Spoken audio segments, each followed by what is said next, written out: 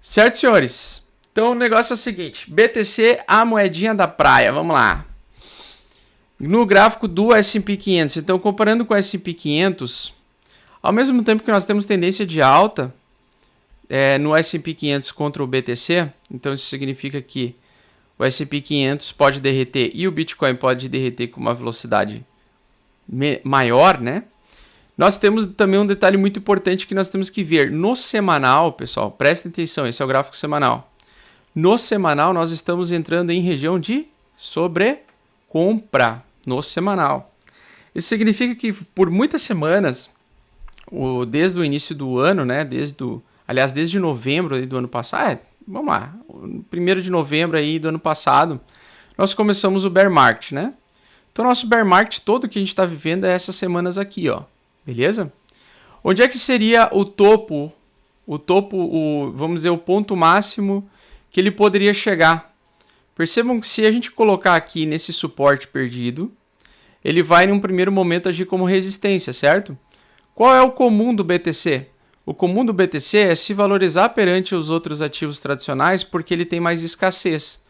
Então, por exemplo, nós podemos ainda ter uma queda no semanal, né, que é esse movimento, esse traço de alta, completando aqui uma média de 5 ondas. Ó, se aqui for uma onda, 2, 3, uma quarta onda de mais ruído e uma quinta onda, isso pode sugerir que o fundo do Bitcoin pode estar próximo, tá? Pois, se a gente levar em consideração que na maior parte do tempo, devido às características fundamentalistas do Bitcoin, o Bitcoin ele sempre tende a dar um pau no S&P 500. Então, todo esse período aqui é bull market de Bitcoin.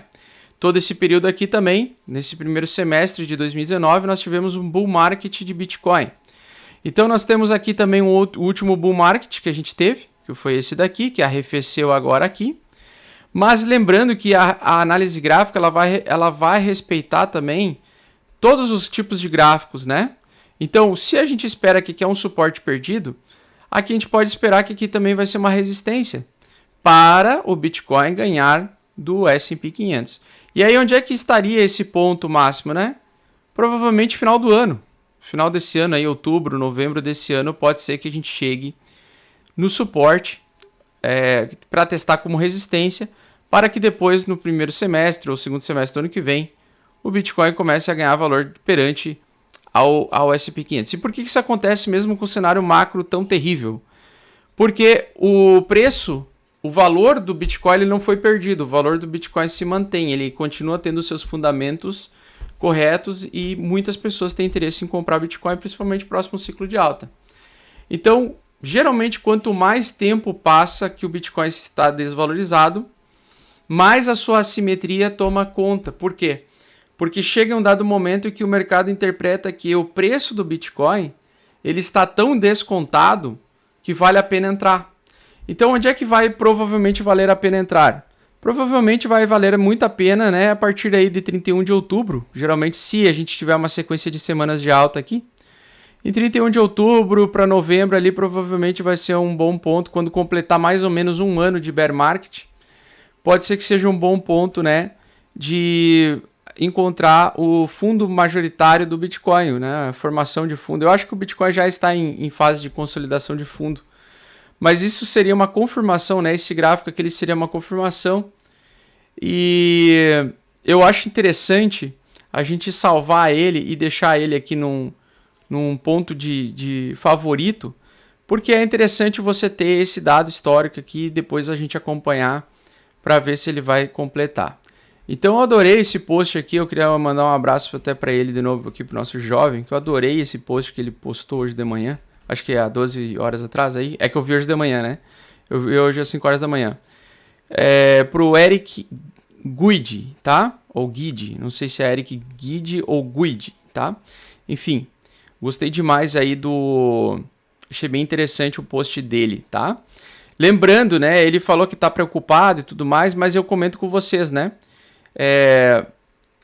A principal região aqui de suporte pode ser esse fundo aqui de curto prazo, ou pode ser esse topinho aqui, mostrando aqui onde eu estava mostrando para vocês aqui no gráfico do S&P 500/BTC. Então, por enquanto, nós temos um engolfo de alta semanal, o que sugere que o S&P 500 e o BTC vão cair de valor, vão perder de valor. Esse é um gráfico um pouco avançado, principalmente para quem está iniciando nos mercados, nos investimentos, não vai entender muito bem o que a gente está falando aqui, né? Mas como aqui está em alta e tu está falando em queda. Mas é porque aqui nós estamos comparando o tamanho do mercado do S&P 500 com o tamanho do mercado do BTC. Então ele é um gráfico que eu juntei esses dois, né? Eu juntei esses dois para ver esse compromisso aí. Então o que acontece? Provavelmente os dois vão cair. Tanto o Bitcoin quanto o Ethereum, na minha opinião, podem cair no curtíssimo prazo, no momento da realização de lucro, né?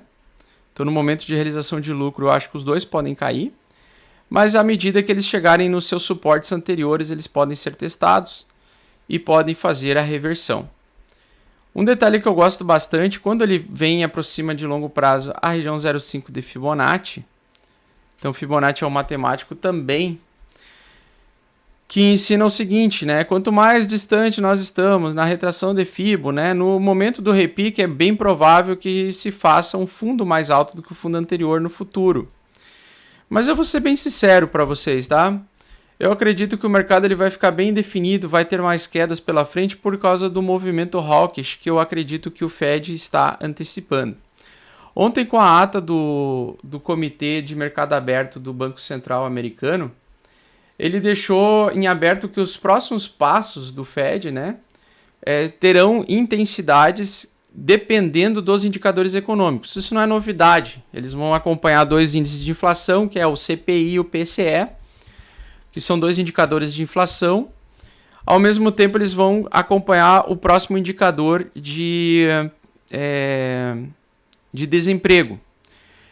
E aí eu acho que quando as coisas começarem a piorar para a situação econômica no geral, que vai começar, na minha opinião, a piorar cada vez mais agora a partir de setembro, até talvez final de 2020, até final de 2023, eu acredito que o Fed, depois do que eu li ontem, né, depois do que eu vi os membros do Fed comentando, que muitos deles têm a expectativa e acreditam que a próxima reunião o Fed deveria elevar para 0,75. E os outros acreditam que vai elevar para 0,5, ou gostariam que fosse elevado ainda, continuasse sendo elevado aos poucos. Em 1980, o Fed ele fez o apertamento quantitativo e depois fez o afrouxamento quantitativo muito rápido, e isso trouxe uma inflação muito descontrolada nos anos 70 e anos 80. Mas agora, provavelmente, ele vai, do mesmo jeito que ele está subindo, no momento que ele vai passar por um bom período de tempo estável, provavelmente o segundo semestre do ano que vem provavelmente vai se manter com juros estável, e depois ele vai gradativamente reduzir de metade de 2023 para 2024.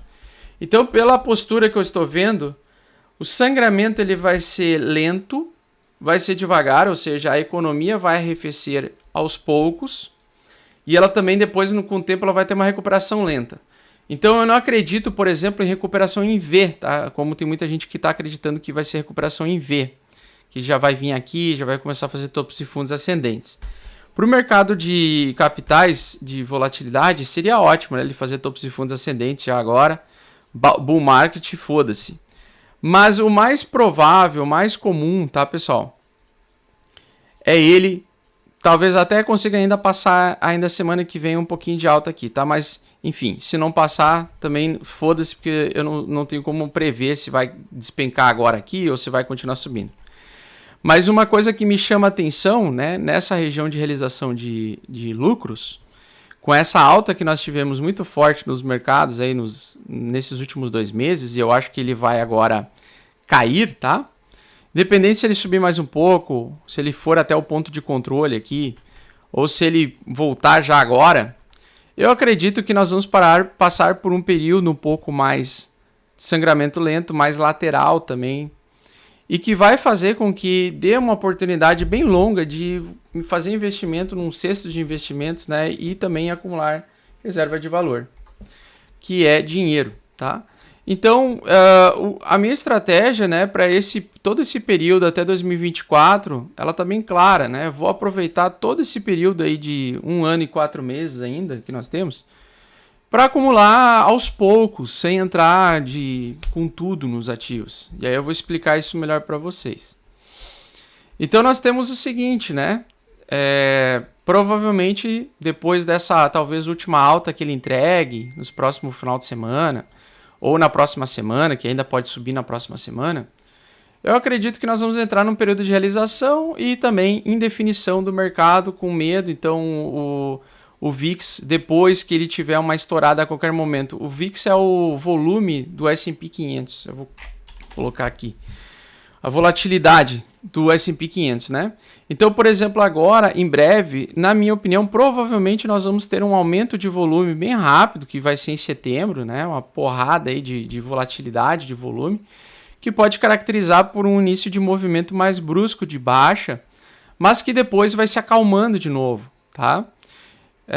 E aí nós temos que acompanhar qual vai ser a velocidade das barras de crescimento do S&P 500 em relação ao BTC naquela tendência de alta que eu comentei com vocês. Então pode se caracterizar por barras muito grandes, né? Com uma valorização muito grande do S&P 500 em relação ao BTC, aliás, uma queda muito mais forte do Bitcoin em relação ao S&P 500, ou eles podem andar com pequenas barrinhas com o VIX mais baixo. Começa com o VIX mais alto, né? Começa os mercados a cair e trazer o VIX para cima, mas depois, à medida que ele vai se aproximando dessa região, a gente pode ver o mercado dar uma segurada, tá? E nesse ponto que ele começar a segurar, é o melhor ponto, né, para comprar ativos e cestos assimétricos, né? Você ficar montando uma base eu digo assim, uma cesta de investimentos assimétricos. A gente comentou ontem na live de membros fechada sobre esses ativos assimétricos que eu acredito que vão dar bom. Mas entendendo também que, cara, ele não vai mais muito, na minha opinião, nessa desvalorização da S&P 500 mais forte que o BTC. Aliás, o BTC com uma desvalorização mais forte que o S&P 500, eu acho que ele não vai mais muito do que essa região de sobrecompra. Então, quando entrar nessa região de sobrecompra novamente, na minha concepção, para o longo prazo vai valer muito a pena ficar acumulando. Já está na fase de acumular aos pouquinhos, né?